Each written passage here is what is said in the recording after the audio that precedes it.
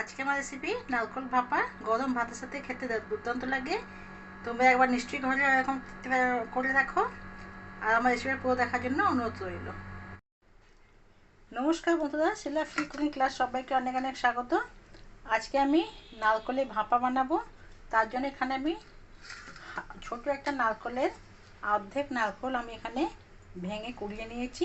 এরপরে grinding jar দিয়ে দিলাম। এতে আমি দেব 1 চামচ সরষে,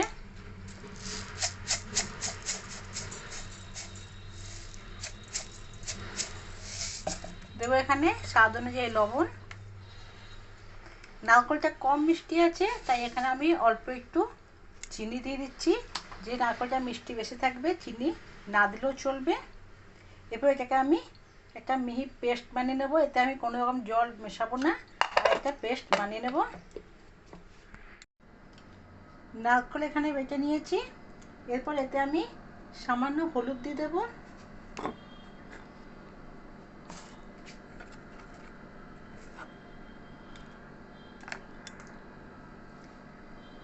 আর অল্প এখানে টিফিন কারি নিয়ে নিয়েছি।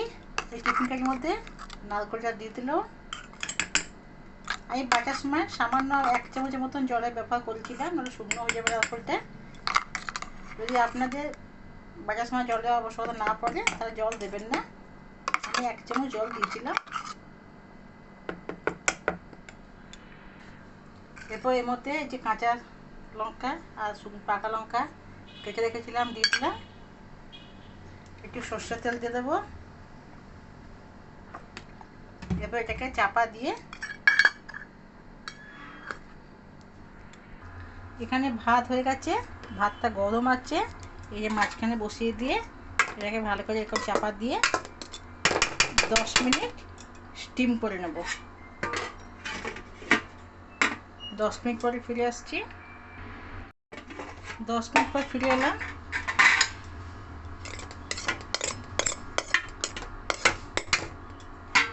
নামিয়ে দেখাচ্ছি।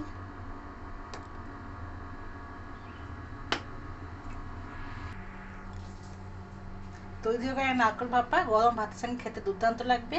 কেমন লাগলো রেসিপিটা অবশ্যই কমেন্ট জানাবে, ভালো লাগলে লাইক করবে, শেয়ার করবে। আর এবং নিত্য নতুন রেসিপি আপডেট পাওয়ার জন্য আমার চ্যানেলটিকে সাবস্ক্রাইব করে দেবে। ভালো থাকবে, সুস্থ থাকবে। কালকে আবার কোনো সময় দেখা যাবে। ধন্যবাদ।